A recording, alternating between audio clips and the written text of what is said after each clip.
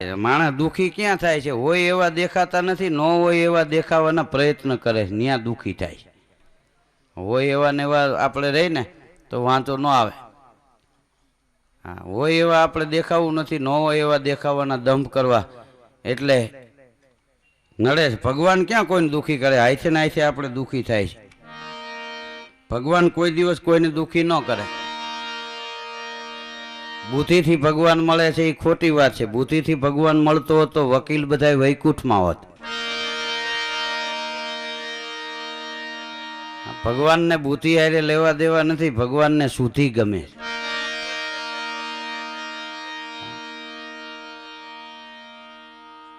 ભગવાનને તમારો ભાવ ગમે છે. પૂજા કેટલી કલાક કરી એ મહત્વનું નથી, ભાવ કેટલો હતો એ મહત્વની વાત છે. અહીંયા દૂર દૂરથી તમે પધાર્યા છો, અહીંયા શું આપ્યું એ મહત્વનું નથી, તમારો શું ભાવ છે, તમે શું ભાવ લઈને આવ્યા છો એની નોંધ ઓલિયો પુરુષ શામજી બાપુ લે, આપો ગીગો લે. ભાવની મજા છે. તરવાના તુંબડા સંતો એટલે હું તો એમ કહું છું કે આવી જગ્યામાં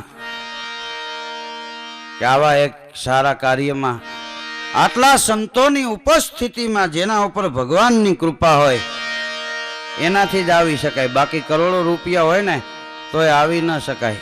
એની કૃપા જોઈએ, એની આપણી શુદ્ધિ હોવી જોઈએ. હરણાકંશને ભગવાન પ્રસન્ન થયા, બુદ્ધિ દોડાવી એમાં જ હેરાન થયો ને મર્યો. બુદ્ધિ નો દોડાવ્યો તો વાંધો ન આવત. હા, ભગવાન પ્રસન્ન થયા, કેટલું તપ કર્યા પછી માગ તો કે ભાઈ મોટે નહીં, મારે લેખિત જોઈએ, હું લખાણ કરું એમાં સહી કરો. તો ભગવાન કે વાંધો નહીં, લખો. તો હરણાકંશે લખ્યું પેલું જ, એ કે મારું મોત ઘરમાં નહીં બાયરે નહીં. તો ભગવાન કે વાંધો નહીં. મુદ્દો બીજો, મારું મોત દિવસે નહીં રાતે નહીં. તો કે વાંધો નહીં. મુદ્દો ત્રીજો, મારું મોત માણસે નહીં પશુએ નહીં. કે વાંધો નહીં.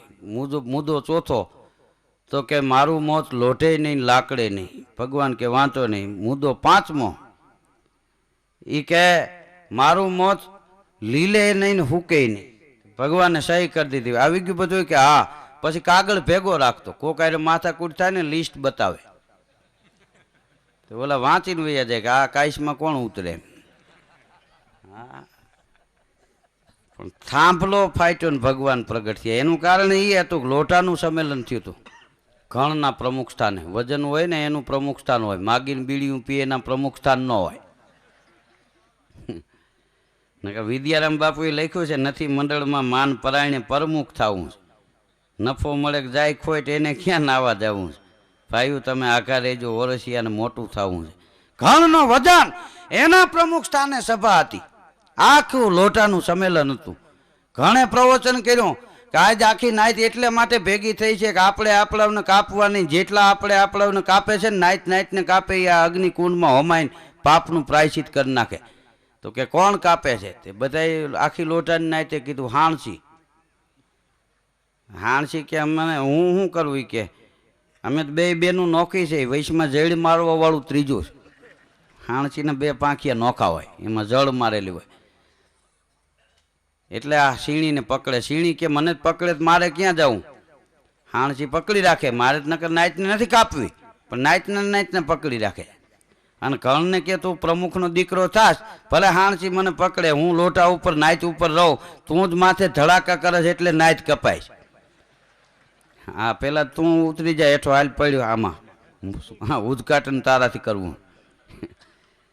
આ ઘણે કૂદકો માર્યો, સીણીએ કૂદકો માર્યો, હાણસીએ કૂદકો માર્યો, હાંગડીને લાગ્યાન કોઈશું. હા, તવિથાન છેલ્લે હોય નો વારો આવ્યો. હોય કે ભાઈ મારે નાય ત્યારે લેવા દેવા નહીં, હું તો બે કટકા અલગ હોય એને ભેળા કરીને બીજાના અંગ ટાકું છું. તો સીણી હોય ને કે તું ડાય થામાં, એ તારો વેમ છે. તું તો લુગડામાં ફાંડા પાડ્યા જાય. એ તો વાહે દોરો આયલો આવે છે ને તારું હંધાતું આવે છે. હા, ઘણી વાર અમુક માણસો આપણે આરે એવા હોય ને, આપણે આડે થડે આયલા જતા હોય તો વાહે હવરું કરી આવતા હોય ને આપણે હામિયા થતા હોય. તારો વેમ છે એ કે તું લુગડામાં ફાંડા પાડે, દોરો આયલો આવે છે ને વાહે, એ બે કટકા ભેગા કરીને બીજાના અંગ ટાંકી દે. હાલ તું કૂદકો માં ડાપણની વાત રેવા દે નાઈટમાં. કાતરનો વારો આવ્યો. કાતર કે મારે કાંઈ લેવા દેવા નહીં, નાય ત્યારે ધંધો નહીં, કે મૂળ તો કાપવાનો ધંધો ને, કે હા કાપવું એ પાપ છે, નાયત હોય પરનાયત હોય. હા એરણને, હા એરણથી માંડી અને હોય સુધીના લોટા ભેગા થયા અને બધાએ પાપનું પ્રાયશ્ચિત કર્યું. અગ્નિકુંડમાં હોમાઈ ગયા, એમાંથી થાંભલો બન્યો, એ હરણાકંસના રાજમાં ગયો, ધગાવવામાં આવ્યો. પ્રહલાદને કે તારો ભગવાન સાચો હોય ને આમાં હોય બથ ભેર. પ્રહલાદે જોયું ને તો કીડીઓની લાઈન બતાવી ભગવાને. પ્રહલાદને એમ થયું કીડીયું નો દાજે ની આપણે નો દાજી. થાંભલાને બથ ભરી પ્રહલાદે અને કડાકો થયો કે કળળ બ્રહ્માંડ એક ઈશા કળકત અડડ અડડ દધી જલ ઉછલમ ધળ ધળ ધમક થળળ ભય ભૂદર ખળળ મેરુ શિવ ધ્યાન ખુલે તળ તળ સુરદુમ ધડક અસુરાતન અને ગડડ હાસી હટ હડડ ગણે ભટ્ટ થટ અસુરાણ પ્રગટ ઘટ ભંજન બિકટ રૂપ નરસંગ બણે. જી બિકટ રૂપ નરસંગ બણે, નરસિંહ રૂપ ધારણ કર્યું ભગવાને. હરણાકંસને પકડ્યો, પકડીને પછી કીધું પેલા કાગળ કાઢ, તને એમ ન થાય કે ભગવાને દગો કર્યો. વાંચ પેલો જ મુદ્દો કે મારું મોત ઘરમાંય નહીં બારે નહીં, કે અત્યારે ક્યાં છો? ઉમરામાં પકડ્યો કે ઘરમાંય નહીં બારે નહીં, માર લીટી. હા પછી કે હવે બીજું શું લખ્યું વાંચ, તો કે મારું મોત દિવસે નહીં રાતે નહીં, કે અત્યારે દિવસ છે કે રાત છે? અડધો દી દેખાતો તો અડધો હાથમી ગયો તો, એ કે દિવસે નહીં રાતે નહીં, કે માર લીટી. પછી મારા સામું જો આ ત્રીજું શું લખ્યું છે, તો કે મારું મોત પશુએ નહીં અને માણસે નહીં, કે મારા સામું જો હું પશુ છું કે માણસ? શરીર માણસનું મોટું સિંહનું હતું, કે પશુએ નહીં માણસે નહીં, માર લીટી. પછી નખ બતાવ્યા કે આ લોટું છે કે લાકડું? કે લોટું નહીં લાકડું નહીં, માર લીટી. પછી આ હુકું છે કે લીલું? એ કે હુકું નહીં લીલું નહીં. ત્યાં હરણાકંસને ચીરી નાખ્યો, મૂળ બુદ્ધિ દોડાવી. જો હરણાકંસે એમ કીધું હોત ને કે હું અમર થઈ જાઉં, ટૂંકું કર્યું હોત તો આ કાંઈ કાંઈ ન થાય. આ લિસ્ટ કર્યું ને, લિસ્ટ બનાવ્યું એમાં ગયો. હા ભગવાનને અરે બુદ્ધિ નો કામ કરે. હા સુથી એના ચરણે વૈયા જાવ કે તું રાખ એમ રહેવું. હા એની મજા છે.